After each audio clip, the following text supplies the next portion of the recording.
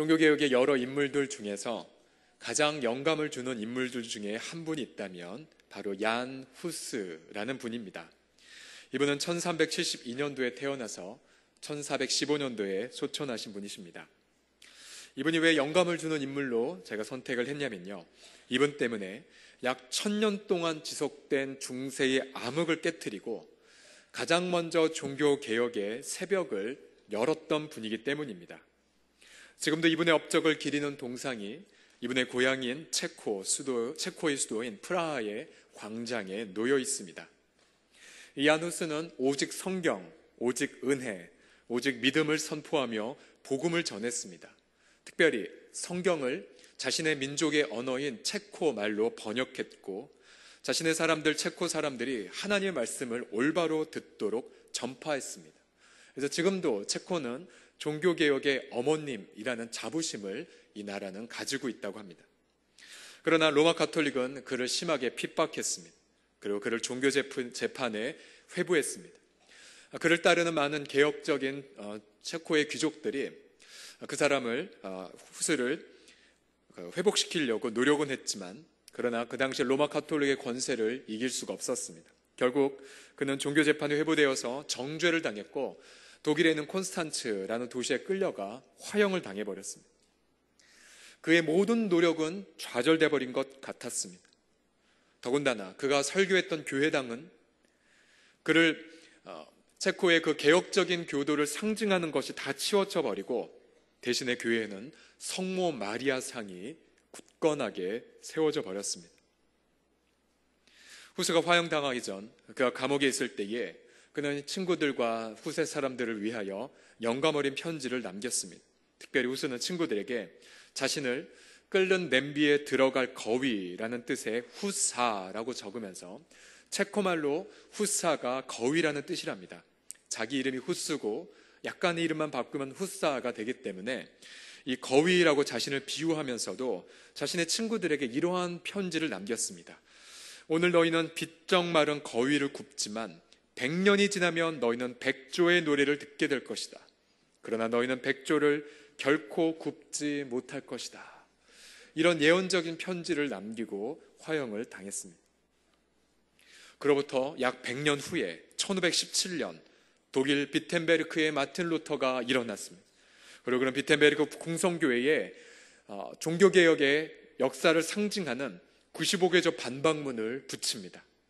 당시에 로마 가톨릭이 거대한 성당을 건축하기 위해 팔았던 교황의 면죄부, 그 면죄부를 성경을 조차 조목조목 비판한 95개조 반박문을 붙임으로 다시 한번 종교개혁이 시작이 됩니다. 그러면서 그 마틴 루터 때문에 전 교회가 새롭게 되어지고, 또한 전 독일이 변화되고 유럽이 바뀌어지고 역사가 바꾸어져 버렸습니다.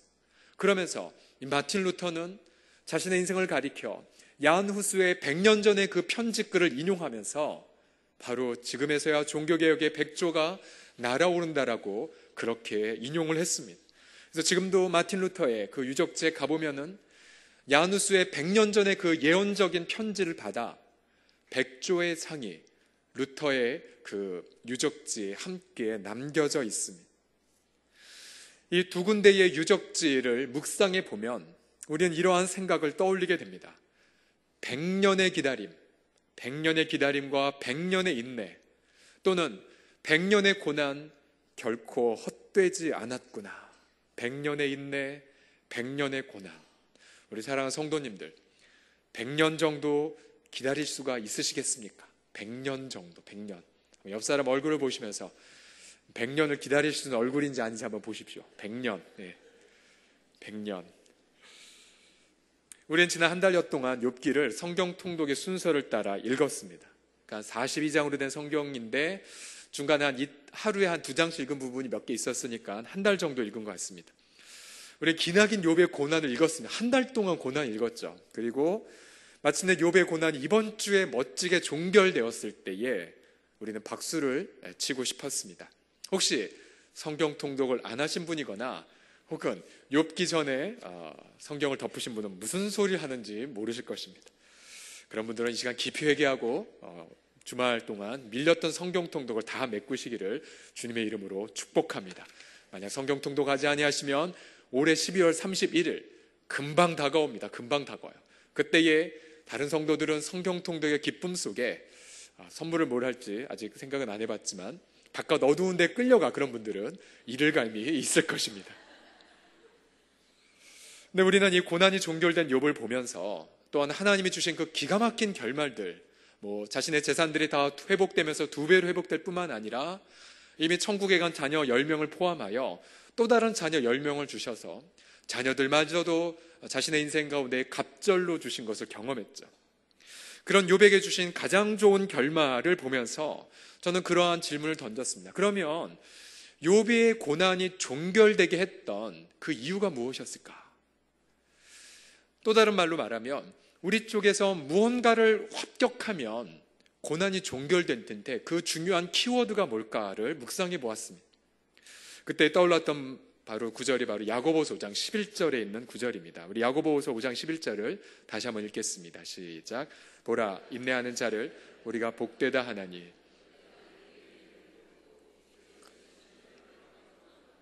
주는 가장 자비하시고 긍휼히 여기시는 이시니라. 아멘. 여기 보시게 되면은 주님이 주신 결말, 즉 고난의 종결을 너희가 보았다. 그러면서 야고보 사도는 성령의 감동을 받아 욥이 고난에 종결되게 만들었던 중요한 것을 이 5장 11절에서 밝히고 있습니다. 그래서 저는 이러한 질문을 성경 말씀에 이렇게 던져봅니다. 고난의 종결을 위해 우리가 힘써야 하는 것이 무엇일까요? 고난의 종결을 위해. 이 말은 정반대로 우리가 고난의 어떤 중요한 과제를 통과하지 않으면 우리 고난은요 다시 한번 재수되고 삼수가 될 수 있습니다.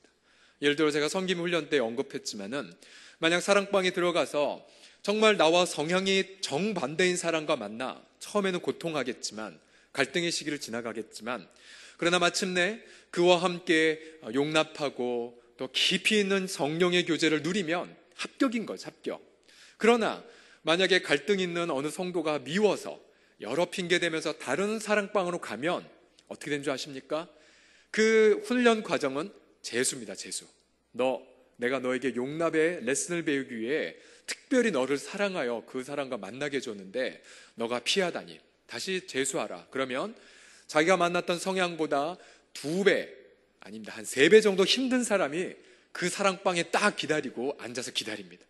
그래서 다른 사랑방 가서 고생할래? 아니면은 여기서 내가 변화되고 용납의 은혜를 배우겠습니까?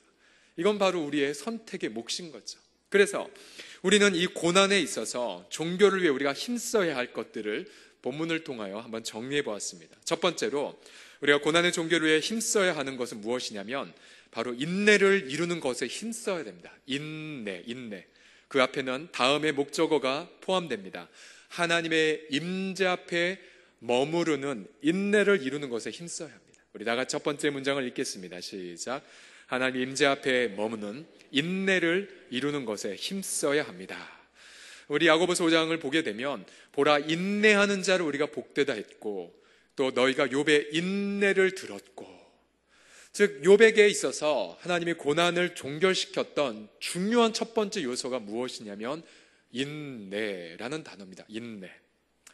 인내란 단어를 좋아하는 사람은 아무도 없을 것입니다. 그렇죠? 인내는 쉬운 것이 아니지요. 인내란 것의 성경적 뜻이 무엇인지를 한번 찾아보니까요. 인내란 뜻은 헬라어 단어로 휘포메노라는 뜻입니다. 휘포메노. 이 단어는 원래 무슨 뜻을 가지고 있냐면 원래의 뜻은 이것입니다. 뒤에 남다. 혹은 좀 더 나아가서 다른 사람은 떠나도 자신은 그 장소에 머물다라는 뜻을 갖고 있습니다. 예수님이 12살 때에 부모님과 함께 예루살렘에 가서 절기를 지키고 다른 가족과 친족들은 다 돌아갔는데 누가복음 2장에 보면 이렇게 표현되어 있습니다. 어린이 예수는 예루살렘에 머무셨더라. 여기서 머물다라는 단어가 바로 휘포메노라는 단어입니다. 즉 다른 사람은 다 떠났는데 그 사람은 거기에 그냥 남아있는 것. 그런데 이제 마태복음 10장 22절에 보면 우리가 직접적으로 힌트를 얻을 수 있는 인내란 단어의 용례를 살펴볼 수 있습니다. 마태복음 10장 22절을 다 함께 읽겠습니다. 시작. 또 너희가 내 이름을 인하여 미움을 받을 것이나 나중까지 견디는 자는 구원을 얻으리라. 여기 보시게 되면 나중까지 견디는 자, 이 견딘다란 단어가 휘포메노입니다. 휘포메노. 다른 사람들은 환난 속에서 포기하지만 끝까지 견뎌내는 것, 이것이 바로 욥의 인내, 야고보가 말한 인내였죠. 히브리서를 보면 예수님을 가리켜 끝까지 인내하신 분이라고 말씀합니다. 12장 2절을 역시 함께 읽겠습니다. 시작. 저는 그 앞에 있는 즐거움을 위하여 십자가를 참으사 부끄러움을 개의치 아니하시더니 하나님 보좌 우편에 앉으셨느니라. 아멘. 예수님은 십자가를 지는 현장에 머물러 계셨습니다. 십자가를 참으셨습니다. 그분은 피하지 않으셨습니다. 그리고 채찍에 맞는 장소, 심지어 양손과 양발이 못 박히는 현장이랄지라도 거기에 머무셨습니다. 이것이 바로 예수님의 인내였죠. 그리고 그분은 단순히 인내뿐만 아니라 그 앞에는 즐거움을 위하여 십자가를 참으셨다라고 말하고 있습니다. 즉 이와 같이 인내란 어떠한 고난에도 불구하고 그 자리에 머물러 있는 것, 심지어 예수님처럼 죽는다 할지라도 그 자리에 머무는 것이 바로 성경이 말한 인내입니다. 인내. 그래서 유진 피터슨이 이 성경을 현대인에게 맞게끔 의역한 메시지 바이블에 보면 굉장히 번역을 잘했어요. 뭐냐면 인내를 머무는 힘으로 번역을 했습니다. 머무는 힘, 머무는 힘. 그 자리에 견뎌내는 능력을 인내라고 번역했습니다. 이 번역이 얼마나 마음에 드는지 모릅니다. 욥은요, 이 인내, 즉 머무는 힘을 가지고 어디에 머물렀냐면 욥기 우리가 1장부터 42장까지 읽어보면 그가 머물렀던 장소는 딱 한 군데였습니다. 그것은 뭐 어디냐면 바로 하나님의 임재 앞에서 머물렀습니다. 어디 앞에서라고요? 하나님의 임재 앞에서. 욥은 자연재해와 도적대로 인하여 사업이 완전히 망해버렸죠. 전 재산을 하루아침에 잃어버렸습니다. 더군다나 눈에 넣어도 아프지 않는 자녀를 10명이나 하루아침에 잃었죠. 건강마저도 잃었습니다. 근데 그 속에서도, 그 재난 속에서도 욥은 이렇게 하나님 앞에 고백했죠. 욥기 2장에 보시면 주신 이도 여호와시요 거두신 이도 여호와시니 여호와의 이름이 찬송을 받으실지어다. 하나님의 임재 앞에 욥은 머물러 있었습니다. 급기야 자신의 건강도 다 잃어버리고 또한 친구들이 와서 너의 숨겨진 죄 때문에 너가 이런 고난을 받는 거라고 공격하고, 또 자신 옆에 있는 욥의 마누라는 날마다 일어나서 하나님을 저주하고 죽으라 라고 말하고요. 그 고통 속에서 욥은 탄식을 할지언정, 또 자신의 불평을 하나님 앞에 토론할지언정 하나님 앞에 도망가지 않았습니다. 욥기를 읽다 보면 그의 새 친구들의 치열한 비난, 공격이 나오지 않습니까? 너의 숨겨진 죄 때문이다. 너가 세상을 봐라. 어찌 너 같은 고난을 받았다면 그럼 분명히 너가 악인인 반증이 아니겠느냐. 심지어 엘리바스 같은 경우는 내가 어제 신비한 체험을 했는데 영이 내게 나타나서 하는 말이 뭔 줄 알아? 너 네 죄 때문에 고난당하는 거야 라고 내게 말했다라고 우리가 의역해보면 엘리바스는 자신의 신비한 체험까지 동원하여 욥을 공격하죠. 근데 욥의 그 독백을, 욥의 그 항변을 읽어보면 처음 순간은 너희가 참으로 어리석구나, 너희가 참으로 지혜 없는 말이구나라고 친구들에게 대화하다가 욥의 그 고백이 대상이 바뀌어버립니다. 읽다 보면 친구들에게 향하다가 갑자기 하나님께로 향합니다. 하나님, 내가 어렵습니다. 하나님, 나를 도와주세요. 하나님 어디 계십니까? 라고 욥은 끝까지 하나님을 향하여 항변하고 있습니다. 욥기 23장 8에서 9절을 보면 욥의 그 고통스러운 심경의 절정을 이렇게 표현합니다. 내가 앞으로 가도 그가 아니 계시고 뒤로 가도 보이지 아니하며 그가 왼쪽에서 일하시나 내가 만날 수 없고 그가 오른쪽으로 돌이키시나 배울 수 없구나. 이거 너무나 고통스러운 상황이죠. 자기의 아내의 그러한 말은 이길 수 있을지 모르고 혹은 친구들의 비난 무시할런지 모르겠지만, 그러나 기도해도 응답이 없고 찬양해도 심령이 뜨거워지지 않고 감사해도 마음이 푸근해지지 않는다면 이보다 더한 고통이 어디 있겠습니까? 그래서 수많은 영성가들은 이러한 고통을 가리켜 이러한 말로 표현하죠. 하나님의 부재다. 하나님의 부재.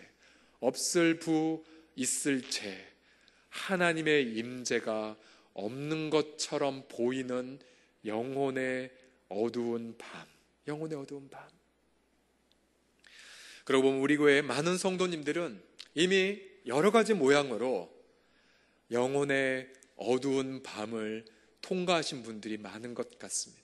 아니면 지금 이 밤에도 나는 영혼의 어두운 밤에 있어서 하나님이 안 계신 것처럼, 혹은 하나님이 내 기도를 듣지 않으신 것처럼 하나님의 부재를 절감하신 분이 있으실 것입니다. 그런데 우리가 영혼의 어두운 밤을 통과하거나 혹은 하나님의 부재를 느꼈을 때에 여러분, 그런 경험을 이상하게 여기지 마십시오. 왜냐하면 우리가 영혼의 어두운 밤을 통과할 때에 우리는 그때 이욥처럼 고통스럽죠. 앞으로 가도 뒤로 가도 옆으로 가도 하나님이 안 계신 것 같은 영혼의 어두운 밤. 근데 바로 그 영혼의 어두운 밤을 통과하면서 우리는 급기야 하나님의 폭풍과 같은 임재를 체험하게 됩니다. 하나님의 임재를, 하나님의 부재 속에 하나님의 기가 막힌 임재를 체험하게 되죠. 욥이 그 하나님의 부재 속에서도 그는 희미한 믿음을 이렇게 고백하지 않습니까? 욥기 23장 10절에 그 유명한 고백을 우리 다 함께 읽겠습니다. 시작. 그러나 내가 가는 길을 그가 아시나니 그가 나를 단련하신 후에는 내가 순금같이 나오리라. 아멘. 아멘. 이게 너무나 기가 막힌 고백이에요. 나는 내가 가는 길 알지 못하지만 하나님은 아신다라고. 그리고 내가 어떻게 연단되는지 모르지만 주님이 지금 나를 빚어가심을 믿습니다. 주님 정금처럼 나를 빚어주십시오라고 눈물과 함께 고백을 했었겠죠. 우리 사랑하는 성도님들, 만약에 내가 하나님의 임재 앞에 머무는 인내가 사라지면은 인내 대신에 어떠한 것이 찾아온 줄 아십니까? 야고보서 그 5장 9절을 보면은 이런 마음이 있습니다. 형제들아 서로 원망하지 말라. 원망하지 말라. 야고보 사도가 계속해서 인내해라, 인내해라, 인내해라 말하면서 그 사이에 만약 인내가 없으면 인간을 향한 원망과 쓴뿌리가 찾아온답니다. 즉 사람에 대한 원망이 마음이 가득하게 되죠. 저 사람 때문이야, 저 놈 때문이야, 내가 이렇게 되었어 하며 원망을 하게 됩니다. 그 원망은 쓴뿌리가 되고 그 쓴뿌리 때문에 내 영은 날마다 비참함과 우울감 속에 들어가게 되죠. 결국은 자신을 끊임없이 고통하게끔 만듭니다. 하나님의 임재에서 멀어지게 되죠. 치유사학자 린 페인이라는 분은 그의 책 치유의 임재라는 책에서 이렇게 말합니다. 임재로부터의 분리는 사실상 타락이다. 타락의 결과 인류는 하나님의 인식으로부터 자아와 자기인식의 지옥으로 미끄러졌다. 표현을 보십시오. 하나님의 임재를 경험하는 인식에서부터 벗어나 자아와 자기 인식만의 지옥으로 미끄러졌다고. 얼마나 끔찍한 표현입니까? 그러면서 이러한 상태는 곧 죄와 불안정 그 자체이고 우리는 이 자아를 벗어버려야 한다. 우린 이러한 자아의 임재를 연습해서는 안 된다 라고 치유의 임재에 얘기했습니다. 얼마나 곱씹어 볼 귀한 통찰이 아닐까 싶습니다. 그래서 우리는 고통의 이 나닥 속에 있었을 때에 우리 자신을 이렇게 평가해 볼 수 있습니다. 과연 나는 이 시간 하나님의 임재 앞에 머물러 있는가? 아니면 고난 때문에 내 속에 갇혀 있는가? 내 쓴뿌리에 갇혀 있는가? 내 원망 가운데 갇혀 있는가? 아니면 상황과 환경이라고 대변하는 내 자아의 속에 갇혀 있는가? 그러면 이 린페인의 말에 따르면 그분은 지옥을 경험하고 계신 겁니다. 그래서 우린 이런 자아를 처리하기 위하여서 우린 갈라디아서 2장의 사도 바울의 그 유명한 고백을 선포해야 됩니다. 내가 그리스도와 함께 십자가에 못 박혀 죽었나니 그런즉 이제는 내가 산 것이 아니요 오직 내 안에 그리스도께서 사신 것이라.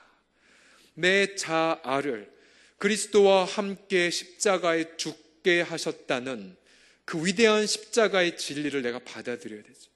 내 속에서 자아가 꿈틀거립니다. 난 죽기 싫어. 난 끝까지 원망하며 살래. 그럼 우리는 발악을 하며 그렇지 않다고, 나는 이미 그리스도와 함께 십자가에 못 박혀 죽었다라고 선포하게 되죠. 그 끝없는 절규, 겟세마네의 기름짜는 틀과 같은 그 고통 가운데 통과할 때에 어느덧 우리는 우리의 자아가 십자가에 못 박혀 죽었고 주님과 함께 장사되었다는 것을 바라보게 되죠. 그래서 그 순간 우리는 하나님의 임재 앞에 계속해서 머물러 있습니다. 할렐루야. 우리 사랑하는 성도님들, 그래서 우리는 예수 그리스도의 그 모델을 좇아서 우리는 죽기를 각오하고 하나님의 임재 앞에 머물러야 됩니다. 하나님 말씀의 묵상과 기도로 더욱 하나님의 임재 앞에 나아가야 되죠. 하나님 임재가 경험되는 중보기도나 전도를 우리가 힘써야 되고, 그때 우리가 하나님 임재 앞에 머무는 그 순간, 내가 만들어야 될 인내의 분량이 찬 순간, 그 순간 호련히 하나님 폭풍 가운데 우리를 만나 주시죠. 그리고 우리 가운데 말씀하십니다. 고난 끝, 너 합격이다. 근데 가끔 이런 건 있는 것 같습니다. 그 조기 합격은 있는 것 같아요. 조기 합격. 그리고 조기 월반은 분명히 있는 것 같아요. 그래서 우리는 고난 속에 있을 때 성령님께 계속 여쭤봐요. 성령님, 힌트 좀 주세요. 이 고난의 문을 뚫고 갈 수 있는 열쇠가 뭡니까? 하나님 가르쳐 주세요. 힌트 좀 주세요. 조기 졸업하고 싶습니다. 라고 말하는 게 유용하고요. 또 한 가지가 있다면, 우리가 다다음 주에 있을 특별 새벽 기도의 고난주간도 함께 나눌 부분이지만, 내 고난을 넘어 이웃의 고난 속으로 의도적으로 들어가는 거죠. 의도적으로. 그래서 타인의 고난 속에 들어갈 때에 우리는 내가 가지고 있는 고난이 조기 졸업되는 것을 경험하게 됩니다. 저는 이 밤에 여러분 모두를 축복하고 싶습니다. 저뿐만 아니라 여러분 모두가 다 고난을 조기 졸업한 은혜가 있으시기를 주님의 이름으로 축원합니다. 두 번째로, 고난의 종결을 위해 가장 좋은 결말을 얻기 위해 우리가 힘써야 할 것이 있다면 이것입니다. 주님의 자비하심을 전적으로 신뢰하는 것에 힘써야 됩니다. 다 같이 한번 읽겠습니다. 시작. 주님의 자비하심을 전적으로 신뢰하는 것에 힘써야 됩니다. 오늘 본문에서 욥의 고난이 종결되고 가장 최상의 결말을 주신 이유에 대해 주님은 주님 자신이 자비하고 긍휼히 여기시는 분이기 때문이라고 이유를 설명합니다. 5장 11절 뒷부분을 우리 보시면요, 주는 가장 자비하시고 주님은 긍휼히 여기시는 분이기 때문이다. 욥이 그러한 결말을 경험한 이유가, 욥이 그렇게 고난의 종결을 경험한 이유가 주님은 자비하시기 때문이다 라고 말합니다. 우리 사랑하는 성도님들, 이 자비 혹은 긍휼이라는 이 단어는요, 둘 다 동일한 내용인데요, 마땅히 받아야 될 범죄의 대가가 있음에도 그에게 전가해 주지 않고 오히려 위로해 주는 것을 뜻합니다. 마땅히 버려야 될 죄가 있음에도 불구하고 하나님의 그 죄를 간과하거나 면제해 주시는 것을 하나님의 긍휼 혹은 자비라고 말합니다. 우리는 보통 고통을 받으면 거의 빛의 속도로 이렇게 생각합니다. 이거 내 죄 때문인가? 아니면 이거 내 숨겨진 허물 때문인가?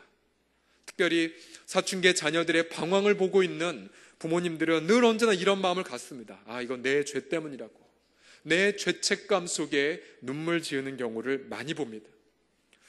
물론 고난 속에서 내 자신을 돌아보는 것은 필요한 태도이지요. 그렇지만 자신을 점검하는 것을 넘어서 지나친 죄책감 속에 빠지는 것은 결코 하나님의 뜻이 아닙니다.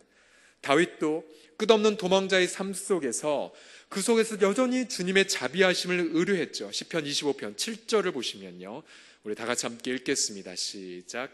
여호와여, 내 젊은 시절의 죄와 허물을 기억하지 마시고 주의 인자하심을 따라 주께서 나를 기억하시되 주의 선하심으로 하옵소서. 아멘.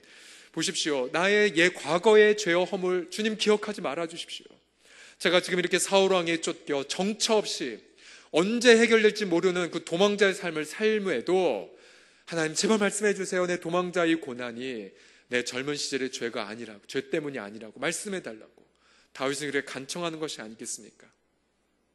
제가 몇몇 자리에서 언급했던 거였었지만요, 제가 결혼하고 나서 4년 동안 아이가 없었습니다. 4년 동안. 근데 제 아내는 하나님의 때에 주실 것이라고 전혀 흔들리지도 않았습니다. 전혀 흔들리지 않았는데 저는 나이가 넘어가면서 너무 제 마음이 힘들어지는 것이었습니다. 그러면서 그 TV 광고에 분유 먹는 아기 광고가 나오면 제 마음속에 질투심이 일어나는 걸 느꼈어요. 질투심. 나중에 불임 때문에 고통하는 자매들 신방에 보니까 질투의 마음이 나온다고 하더라고요. 질투, 그 다음 분노, 그 다음 TV 꺼버리고 뭐 이런 마음이, 불임의 마음이 있다고 합니다. 제 마음속에 질투가 나면서 너무너무 힘들었습니다. 왜 하나님은 아기를 안 주시나? 왜 안 주시나? 그런데 어느 날 제가 존경한 한 분이 이렇게 말씀해, 지나가면서 자녀가 없는 것이 혹시 청년 시절에 해결되지 않은 죄 때문인가? 그 말 한마디 하시고 사라지셨어요. 근데 그 한마디 때문에 저는 사흘 동안 영혼의 어두운 밤을 통과했습니다. 그런가 보다. 내 과거의 그 수많은 죄악들, 분명히 근데 회개했는데, 회개 열매 맺었는데 하나님 너무 막 고통스러웠었습니다. 극심한 영적 침체 속에 있다가 제 사흘째에 다음에 성경 구절을 보게 되었습니다. 시편 103편 8에서 13절 읽는데 제 영혼의 눈이 활짝 띄어지는 경험을 했습니다. 여호와는 긍휼이 많으시고 은혜로우시며 노하기를 더디하시고 인자하심이 풍부하시고 자주 경책하지 아니하시며 너를 영원히 품지 아니하시리로다. 그 다음 구절이 제 마음을 치유했습니다. 우리의 죄를 따라 우리를 처벌하지는 아니하시며 우리의 죄악을 따라 우리에게 그대로 갚지는 아니하셨으니. 이것이 예전에 개역 한글판에 보면 이렇게 나와 있습니다. 우리의 죄악을 따라 우리에게 처치하지 아니하셨으니. 그렇구나. 하나님의 성품은 나의 죄의 행동 때문에, 죄의 그 결과에 근거하여 나를 처치하신 것이 아닌데 내가 왜 그 하나님의 자비의 성품을 신뢰하지 않았던가? 하나님, 저 영혼의 나락에서 빠져나오겠습니다. 하나님은 결코 그런 하나님이 아니십니다라고 나왔습니다. 그리고 제 영혼의 회복을 경험했습니다. 그리고 나서 얼마 있다가 제 아내가 임신이 된 것 같다고 여겼고, 그냥 산부인과 가서 검사를 해보니 병원에서 하는 말, 축하합니다. 임신 6주가 되셨습니다. 6주라고? 그럼 언제 첫 아이가 착상된 걸까? 수정란으로 착상된 걸까? 계산해봤어요. 6주? 언제지? 그랬더니 놀랍게도 그 어느 지나가는 분의 말에 너 청년 시절의 죄 때문이 아닌가라고 얘기했던 그 시점보다 정확히 2주를 앞서 하나님을 아이를 주셨던 것이었습니다. 할렐루야. 그러니까 뭐예요? 하나님이 이미 응답 주시고 뱃속에 이미 아이가 자라고 있는데 저를 어떻게 한 겁니까? 테스트하신 겁니다. 뭐에 대한 테스트요? 주의 자비하심을 신뢰하는 것에 대한 테스트였었습니다.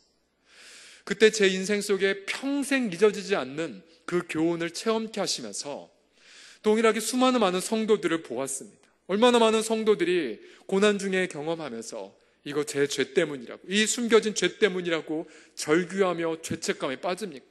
그러나 우리 하나님 말씀하십니다. 주님은 가장 자비하시고 우리 주님은 가장 긍휼히 여기시는 분이심을 믿으시기 바랍니다.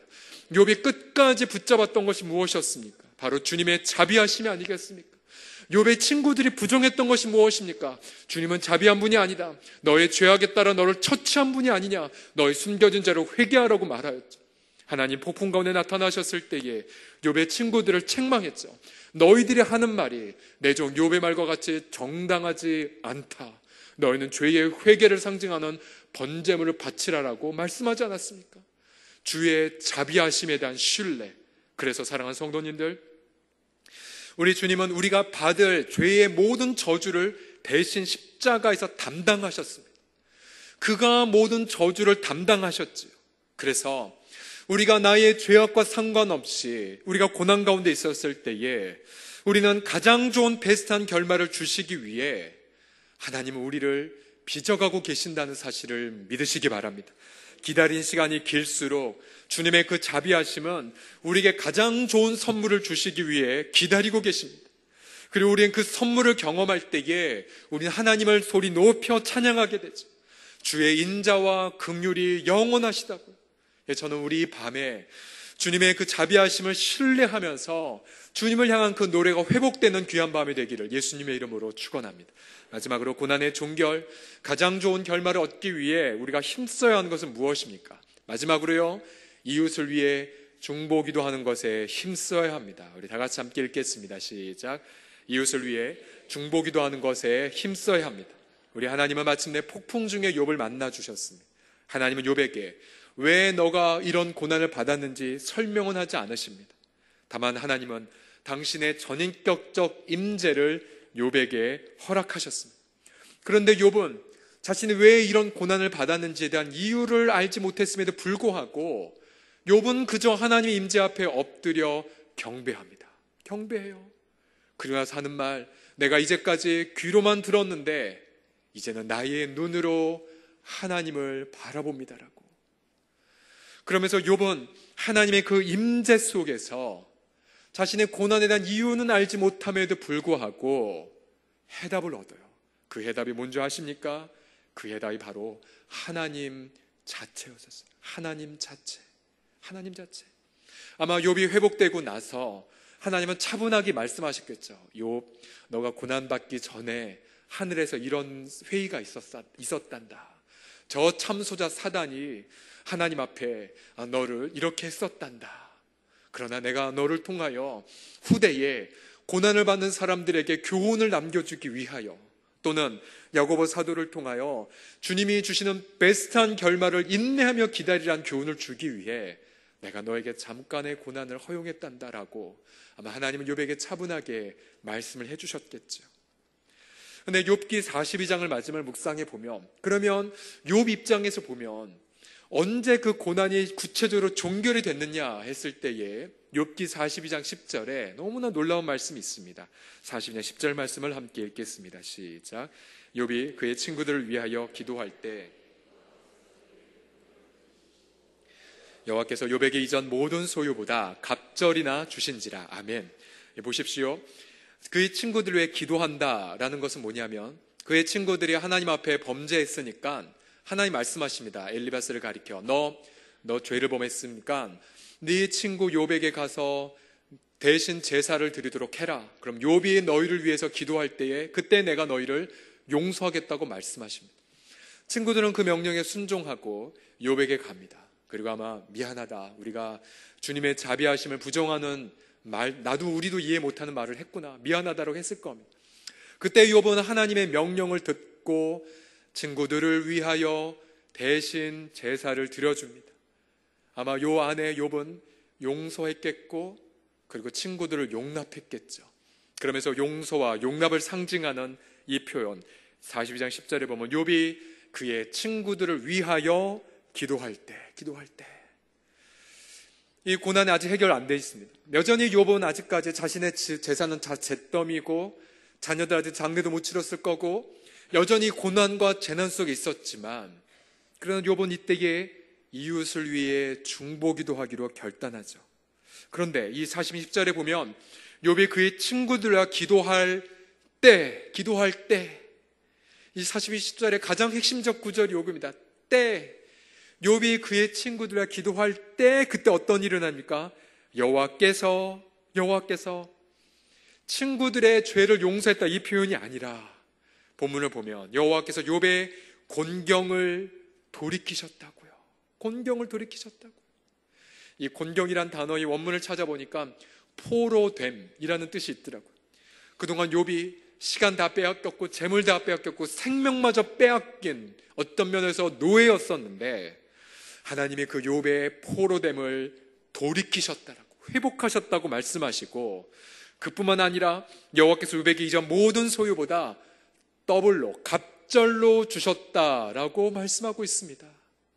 이것이 바로 욥이 경험한 최고의 결말이었습니다. 욥이 언제 그러한 고난의 종교를 경험했습니까? 바로 이웃을 위해 중보 기도할 때. 특별히 그 이웃은 자신에게 해를 끼친 원수와 같은 자들, 그러나 그들을 하나님의 명령을 붙잡고 기도를 시작했을 때, 바로 그때에 하나님의 하늘에서 말씀하시죠. 욥, 고난 끝. 너 다 합격이다. 다 합격. 내가 다 원래대로 다 회복시켜 줄 거고 처음 네가 받았던 복보다 더하게 내가 너에게 축복하리라. 할렐루야. 이것이 바로 하나님의 기가 막힌 마음입니다. 왜 우리가 이웃을 위해 중보기도 할 때에 이런 축복을 경험합니까? 그것은 바로 우리가 중보기도 할 때에 우리 인류의 죄를 대신 짊어지시고 죽으신 예수님을 체험하기 때문이죠. 우리는 우리의 중보기도 안에서 이 땅의 유일한 중보자로 오신 예수님을 경험합니다. 그리고 그 예수님 안에서 함께 죽고 예수님과 함께 부활을 체험하게 되죠. 그래서 예수님의 그 부활 생명 안에서 우리 인생 가운데의 최상의 선물을 하늘로부터 경험하게 됩니다. 전 오늘 이 밤에 저와 여러분 모두가 다 우리가 고난이 아직 끝나지 않았음에도 불구하고 오히려 더 민족을 위해 기도하고, 내가 아직 고난의 눈물이 아직 마르지 않았음에도 불구하고 열방을 위해 더욱더 힘써 기도하는 저와 모든 성도님들 다 되시기를 주님의 이름으로 축원합니다. 그래서 성도님 생각하기에 하나님, 저 고난이 다른 사람들 조금 심한 것 같습니다 생각하신다면, 이제 앞에 두 가지, 인내, 하나님 이제 앞에 머무는 인내, 그 다음에 주님의 자비하심을 전적으로 신뢰하는 것이 갖춰졌다면, 여러분들은요, 남자분들 같으면 신문을 펴서 이런 정치계가 다 있어 버리지 마시고 하나님 긍휼히 여겨주십시오. 정치 지도자들 불쌍히 여겨주십시오. 중보기도 하십시오. 우리 저 북에 있는 우리 김정은 형제, 우리 나이로 치면 우리 교회 청년 2부 나이죠. 청년 2부. 청년 2부 지체들 더 열심히 저 김정은 형제 회개할 수 있도록, 물론 우리가 형제라고 말도 붙이고 싶지 않죠. 요즘은 하도 저렇게 목에 힘주고 다녀서, 그래도 하나님 아직 회개할 게 한 번만 더 달라고 우리가 좀 기도라도 하고, 그래서 더 열심히 기도하는 거죠. 우리가 이제 이번 주일날 우리가 보통 원래는 선교 헌신 예배로 저녁 예배 때 드린다고 했는데, 우리 그러지 말고 전교인이 다 헌신하자고, 우리 영유아부터 시작하여 우리 모든 어르신들까지 함께 헌신하다는 의미에서 전교 헌신 주일로 원래 헌신 예배를 확대해서 드리는데, 우리가 더 고난이 많을수록 더 민족을 위해, 더 열방을 위해, 더 선교사님들을 위해 정말 기도의 탑을 쌓아야 됩니다. 정말 그 기도를 쌓는 그 현장 자리마다 하나님의 그 위대한 축복, 감당할 수 없는 축복의 은혜가 부어지게 되는 것을 믿으시기 바랍니다. 야누스가 화형당한 이후에 그를 따랐던 수많은 개혁 교도들은 전 유럽에 흩어져 모진 고난과 고통을 받았습니다. 독일은 성공했지만, 그러나 이 종교개혁의 첫 열매인 이분들은 자그마치 200년 동안 전 유럽을 도망다닙니다. 마침내 200년 후인 1727년, 그때에 독일의 진젠도르프라는 백작이 그 후스의 후예들을 자신의 영지인 헤른후트로 영접합니다. 마틴 루터의 때로 치면 200년이고, 후스의 화형당한 사건 이후에 약 300년 후죠. 300년 후. 그러면서 이들을 가리켜 모라비안 교도라고 불리면서, 이런 1727년 중에 처음에 모였을 때 많이 다투고 싸웠었지만, 그때 요한일서의 말씀을 통하여 서로 사랑하라는 말씀을 경험하고 부흥을 체험합니다. 그러면서 이들이 무엇을 결단하냐면 세계를 위해 중보기도 하는 결단을 합니다. 그때부터 무려 100년 동안 24명의 형제와 24명의 자매가 1시간씩 세계를 위해 중보기도 하는 것이 시작됩니다. 너무나 놀랍지 않습니까? 지금도 독일 헤르누트에 가면 도시의 한쪽에 진젠도르프 백작과 수많은 모라비안 교도들의 무덤이 있고요.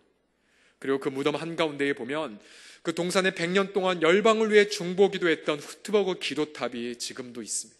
그리고 놀라운 것은 그 중보기도를 통해 1732년 서인도 제도에, 그리고 1735년도에 그린란드에, 1735년도에 수리남에, 1737년도에 아프리카에, 1740년에 북아메리카에, 그리고 인디언과 실론 제도에, 1742년엔 중국에, 1747년 페르시아에 선교사를 파송합니다.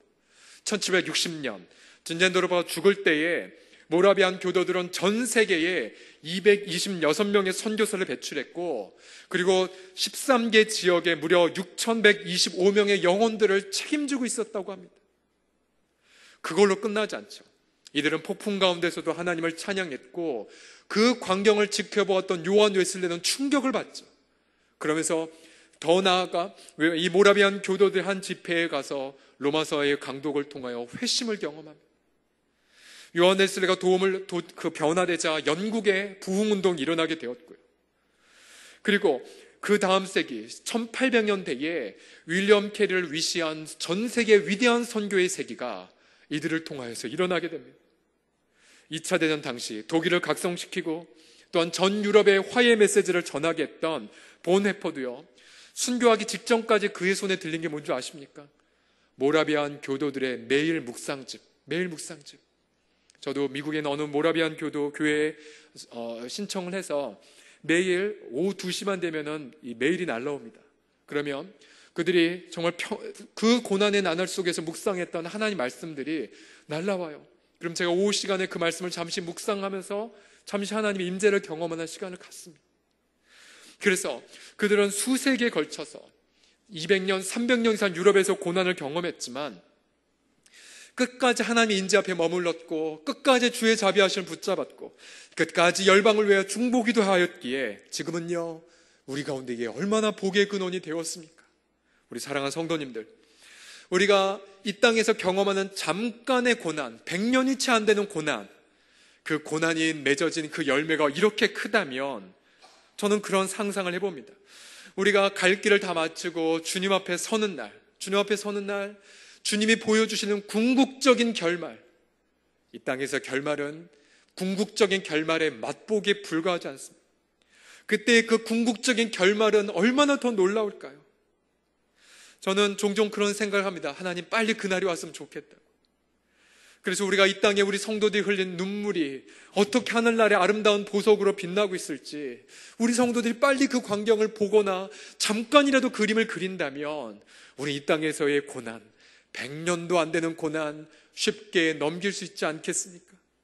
우리 사랑하는 성도님, 이 밤에 우리 저 예수 그리스도의 저 팔레스타인 땅 가운데 있었던 자그마한 동네에 있었던 그분의 인내, 그리고 그분의 고난, 그러나 하나님 앞에 자신을 바친 그 희생, 그것 때문에 열방의 복의 근원이 되었던 것처럼 우리 서울홍성교회가 지난 55년 동안 흘렸던 많은 눈물과 희생, 그러나 그걸 통해 하나님이 어떠한 작품을 다음 세대 열방 가운데 빚으실지를 기대하면서 오늘 이 밤 고난을 승리하고 고난의 종결이라는 주의 음성을 듣는 저와 여러분이 다 되시기를 주의 이름으로 축원합니다. 기도하겠습니다. 살아계신 아버지 하나님, 주의 그 자비하심과 주님의 그 인자하심을 신뢰합니다. 이것이 아침마다 새로우니 주의 성실하심이 크심이소이다. 고난의 눈물, 그리고 눈물이 깊어 갈수록 하나님이여 우리의 영혼이 예수님의 저 십자가에서 흘러내리는 주님의 긍휼의 강, 주님의 그 자비의 강을 마음껏 체험하게 하여 주시옵소서. 아버지, 우리는 인내하기가 너무나 어렵습니다. 그러하기에 우리 영혼의 닷처럼 날마다 지성소 속에 들어가게 하여 주셔서 아버지 하나님, 우리가 날마다 주님 앞에 머무는 하나님 어떠한 상황이 있다 할지라도 폭풍우가 몰아치고 지진이 일어나고 아버지 어떠한 고통이 있다 할지라도 모든 사람들이 우리를 손가락 잔다 할지라도 끝까지 아버지의 임재 앞에 머무는 우리 모두가 되게 하여 주시옵소서. 사랑의 아버지 하나님, 우리 가운데에 주님의 그 눈물과 긍휼을 더하여 주시옵시고 아버지 하나님의 하나님과 더욱더 깊이 있게 아버지 하나님 특별한 은혜로 나아갈 수 있는 우리 모두가 되어지도록 함께하여 주시옵소서. 우리 주 예수 그리스도의 이름으로 기도하옵나이다.